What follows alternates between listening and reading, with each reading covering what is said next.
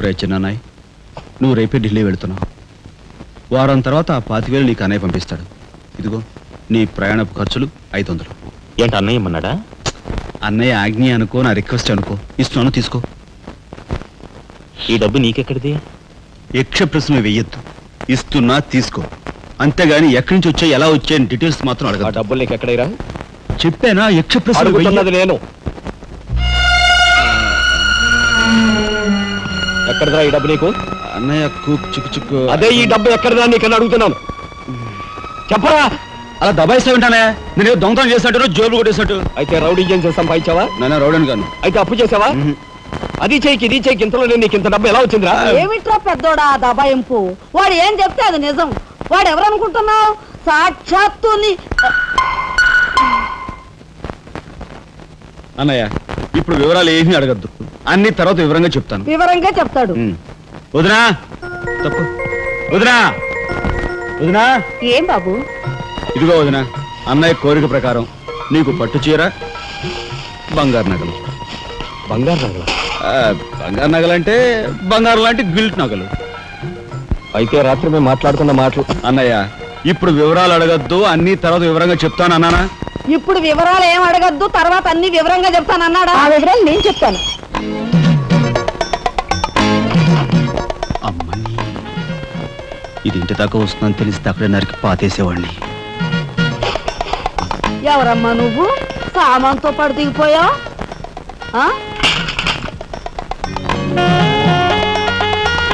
రావే, రఫ్ పడతా. Excuse me.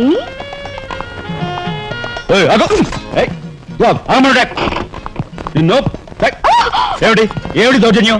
ఇంట్లో వచ్చింది కాకుండా గది గది వెళ్తున్నావా? నా శీల ఏ గదిలో భద్రంగా ఉంటుందో చూసుకుంటున్నాను.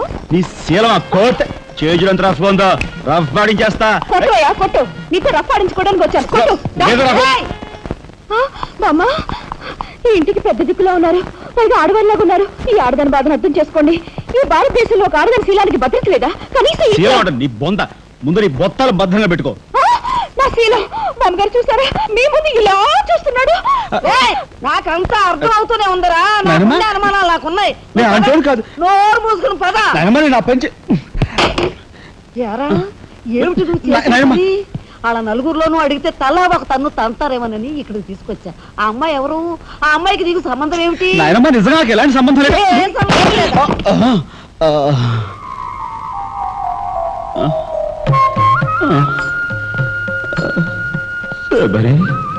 ఏం జరిగింది? అయ్యో దేవుడు, నువ్వు వచ్చావా? అవును శబరి, నా శబరి ఆవేశం చూసి ఏం జరిగి ఉంటుందా అని వచ్చాను. ఏం జరిగింది? ఇంకా ఆవేశం ఏమిటయ్యా? నీ అంశతో పుట్టిన నీ మనవడు ఏం చేశాడో చూడు. ఆ అమ్మాయిని ఎవరినో తీసుకొచ్చాడు. ఏనాడైనా మన ఇంటా అంటా ఉందా?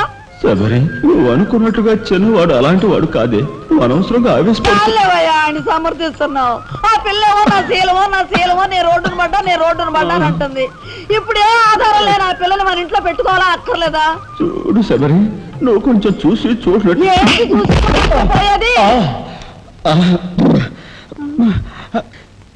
నాయనమ్మా, ఏం జరిగింది? అయ్యో నా దేవుడు, వెళ్ళిపోయావు. ఎవరే? ఎక్కడికి పోయారే? అక్క, దిక్కు ముక్కు లేని ఆడదాన్ని. భద్రత లేని ఏ ఇంట్లోనైనా ఉన్నాననుకో, నా శీల రౌడీల పాలవదా? పోనీ భద్రతగా వెళ్ళి ప్రయత్నిద్దామన్నా వేల మీద డిపాజిట్ కట్టాలి. శీలవతనైనా నేను అంత డబ్బు ఎక్కడి నుంచి తీసుకురాను? నేను ఆ అమ్మాయి విషయంలో ఒక నిర్ణయానికి వచ్చాను. నువ్వు నాకు అడ్డు పడ్డావో నా మీద ఒట్టే. నీకు అనుకూలమైన ఇల్లు దొరికే వరకు నువ్వు ఇక్కడే ఉండమ్మా. నిజమండి? అవునమ్మా, నువ్వు ఇక్కడే ఉండు. బామ్మ, తప్పుకోండి చిన్న బాబు గారు. బామ్మ, మీరైనా నా బాధను అర్థం చేసుకున్నారు. నా రూమ్ ఎక్కడా? రైటా లెఫ్టా? రైటే, బాత్రూమ్ వెళ్ళు. ఇటు వెళ్ళమ్మా. థ్యాంక్స్ బామ్మ. తర్వాత చూసుకుంటా. ఏమిట్రా వేలు చూపిస్తున్నా? ఒకవేళ కదే మొత్తం 5,000 చూపించి ఇక్కడే ఉండు అంటున్నాను. ఏమిట్రా, ఏం జరిగింది? మీ ఫ్రెండ్స్ అందరినీ పోలీసులు వ్యాన్లో ఎక్కించుకొని తీసుకెళ్తున్నారు.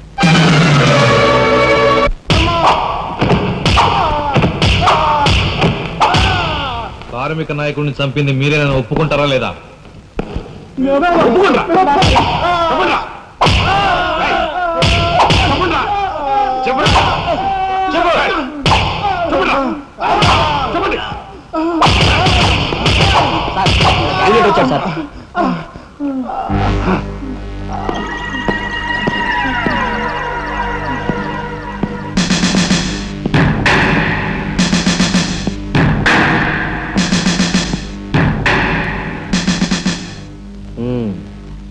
నువ్వేనా తొట్టి గ్యాంగ్కి లీడర్వి? తొట్టి గ్యాంగ్ కాదు, అనుకుంటే ప్రాణాలు తోడే గ్యాంగ్. ఆ, ప్రాణాలు తోడే గ్యాంగ్. అందుకే ఆ కార్మిక నాయకుడు ప్రాణాలు తోడేశారు. అవునా? ఏమిటి? మర్యాదగా నేరం ఒప్పుకో, లేకపోతే మేమేం చేస్తాం మాకే తెలియదు. మీకే తెలీదా? పాపం ఆయనకే తెలియదంట. రేయ్! ఏమిట్రా వెటకారం? ఉండేలా ఉంది. మర్యాద రాగి అని నోరు పారేసుకున్నావో చెయ్యి చూడు ఎంత రఫ్ గా ఉందో. రఫ్ ఆడించేస్తాను. You rascal! You bloody... You bloody... You shut up!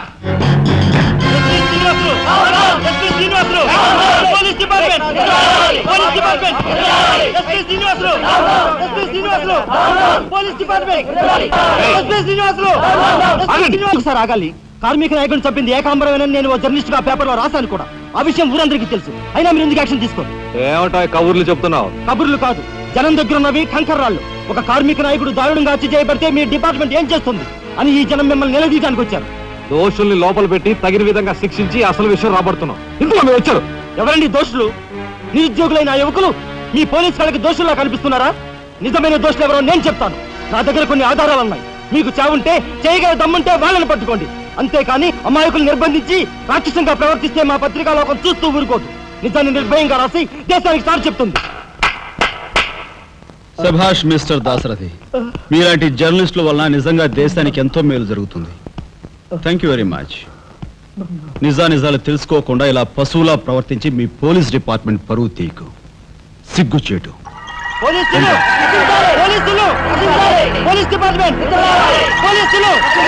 పోలీసులు! అసలు ఎంతకుల్ని! అసలు ఎంతకుల్ని! లోపల రండి దాసరథి గారు. మీ దగ్గర ఉన్న ఆధారాలతో చట్టానికి సహకరించండి. రండి. కమ్.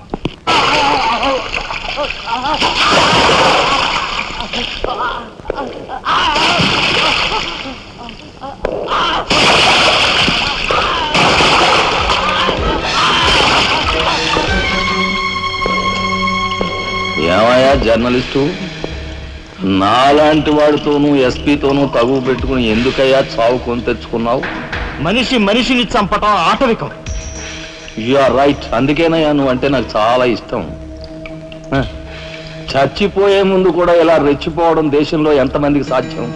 తమ్ముడు, వీడు దేశానికి పనికొచ్చే జర్నలిస్ట్లా ఉన్నాడు. వదిలిపెట్టేద్దామా? ఊరుకోనయ్యా, మనల్ని ఎండగట్టి వాడి పేపర్ సర్క్యులేషన్ 3,000 నుంచి 30,000 పెంచుకున్నాడు.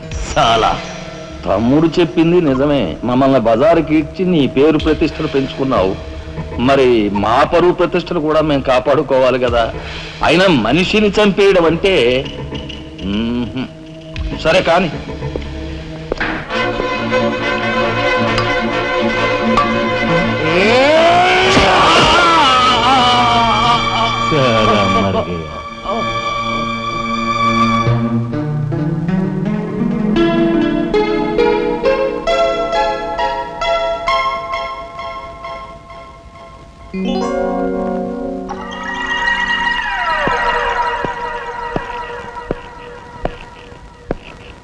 స్టీల్లోంచి ఇత్తడిలోంచి వెండి పళ్ళెం బాగానే కొడుతున్నారు ఛాన్స్.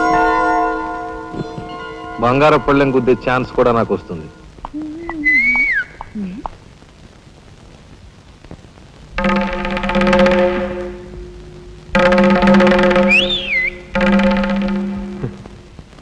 ఏమిటా చూపు? నేను మావాడు ఒకేలా ఉన్నావునా? అదంతేలే. అవును, నీకు మావాడంటే చెయ్యిలా చూపించి నాలుగు మడత పెట్టి చెయ్యి చూసావా ఎంత రఫ్ గా ఉందో? రఫ్ ఆడించేస్తాను, జాగ్రత్త అని నువ్వు అంటుంటే నాకు ఉంటుంది. మరి అయితే ఇంకా ఆలస్యం ఎందుకు? నువ్వు కూడా రఫాడించాయి.